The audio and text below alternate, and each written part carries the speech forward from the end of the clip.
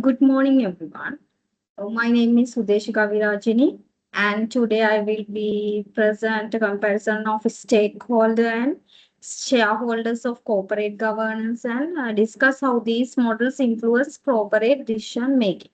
So, corporate governance is an essential part of the modern business because it determines how companies are directed, managed, and controlled.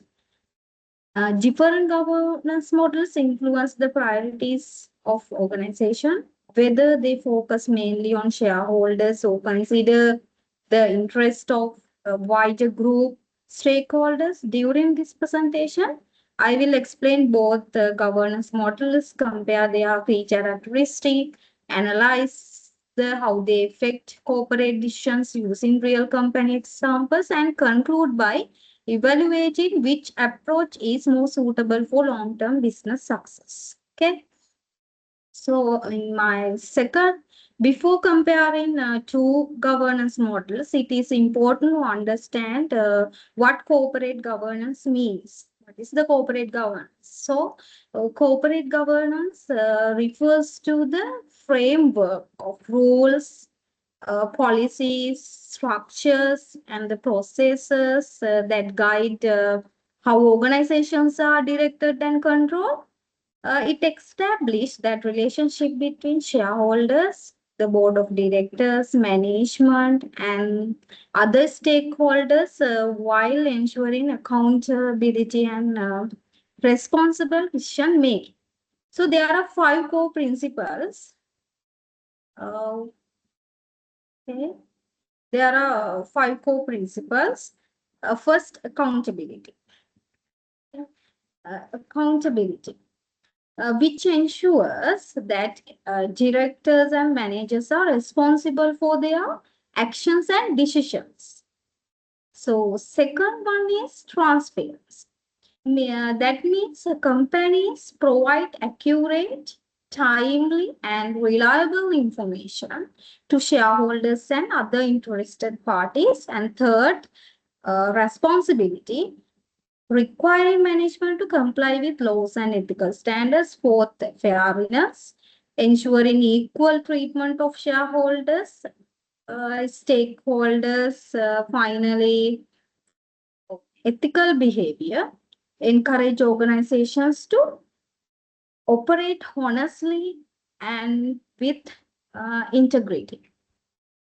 So, according to OECD principles of the corporate governance, effective governance protects investors, improve organizational performance, reduce risk, and support long-term sustainability. And so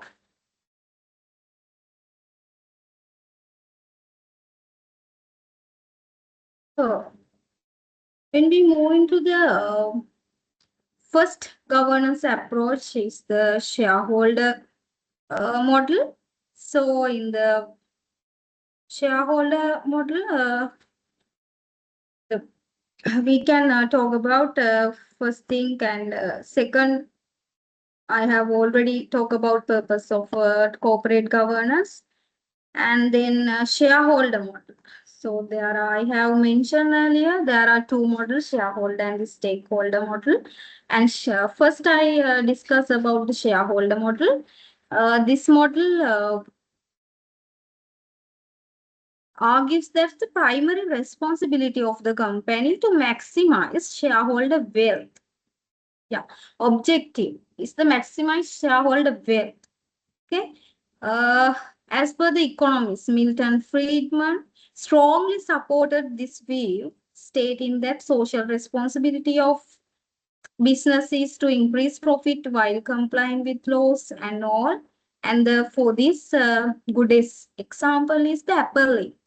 Apple consistently focuses on innovations that generates higher profits while returning billions of dollars to shareholders through dividends and share buyback programs. So, however, one criticism of this model is that excessive focus on short-term profit may lead companies to overlook employees' welfare, environmental issues, and broader social responsibilities. Okay.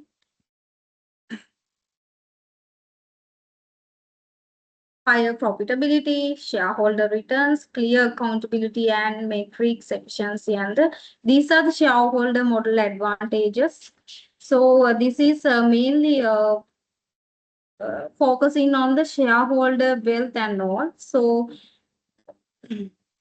then we move into the stakeholder model. This model, which develops Edward Freeman, unlike the shareholder model, this approach gives that organization should create value for all the stakeholders rather than focusing only on shareholders. Okay. Stakeholders including employees, customers, suppliers, governments, local communities, the environment, and shareholder themselves. Management therefore consider how corporate decisions affect each of these groups. This approach offers several advantages. It promotes sustainable business growth and improve employee engagement, strength corporate reputation, and increase customer loyalty and more. Okay, these are the advantages as I mentioned earlier. Sustainable growth, employee engagement, better corporate reputations, and the strong customer loyalty. So I will explain this scenario with the Unilever case study. Okay. Through its sustainable living plan, Unilever integrates environmental and social objectives into its overall business strategy. The company invests in responsible sourcing, reducing carbon emissions, and improving employee well-being while continuing to generate strong financial performance. Although stakeholder-focused initiative may involve higher short-term cost, they often strengthen brand reputation and customer trust and the long-term competitiveness. Okay, so when we comparison of governance model, when we compare shareholder model as well as stakeholder model in line with two governance models, the shareholder models focus primarily on shareholders and financial performance. Okay, success is measured using indicators such as profit, earning per share, shareholder returns, corporate decisions, uh, are generally aimed at maximizing financial value, often with the short-term and medium-term perspectives. In concern stakeholder model, consider strict interests of all the groups, stakeholders. Success is measured not only through financial performance, but also through environmental, social, and governance or ESG performance. Decision making is more focused on long-term sustainability and responsible business practices. Okay, so then corporate governance has direct influence on strategic decision making. Okay, in this slide I have explaining how impact on corporate decision making for the corporate governance from these two models, shareholder model and stakeholder model. Under shareholder model, management generally makes decisions that maximize shareholder value. Okay, shareholder value. Example including reducing operational cost, restructuring workforce, increasing dividend payments, implementing share buyback programs, investing only in projects with high financial returns. So these decisions improve profitability, but they sometimes reduce in spending on employee development and the environmental initiatives. In concerned organizational following the stakeholder model, make decisions that balance financial performance with social and environmental responsibilities. And typically, Typically include investing in corporate social responsibility programs, employee uh, sus- employee development programs, employee trainings, well-being, and the sustainable production methods. Likewise, for the example, Apple's invest decisions are mainly driven by shareholder valuation, not the whereas Unilever integrates sustainability into its strategic planning and daily operations, but Apple is mainly focusing and driven by shareholder valuation. These examples clearly demonstrate how different governance models influence business priorities and corporate decision making. Okay.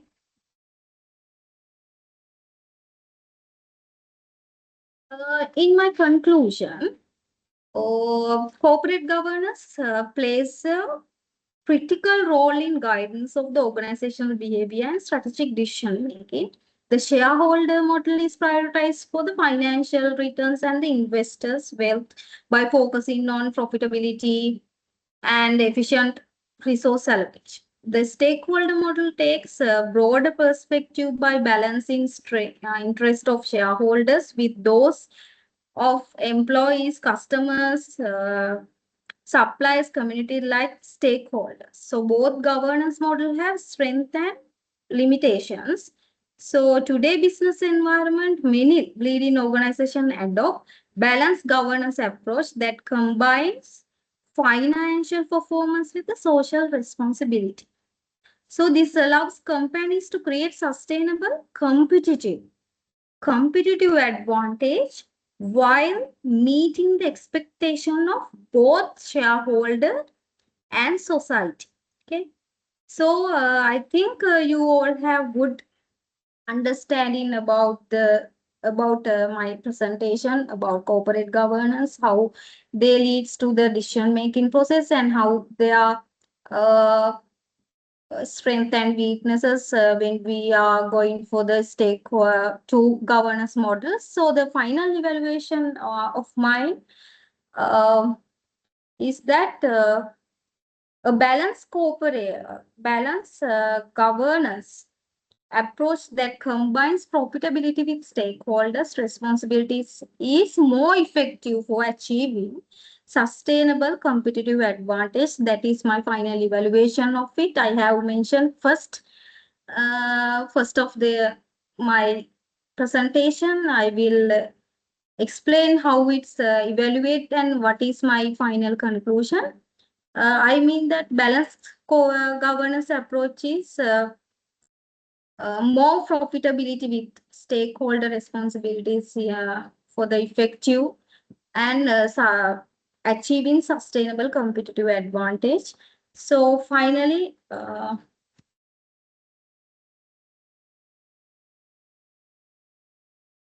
these are my references. These are academic and organizational sources used to these presentations, including works of Freeman and Freedom and OECD principles of corporate governance and the annual reports of Apple and Unilever.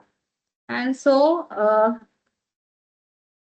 finally, thank you for listening to my presentation.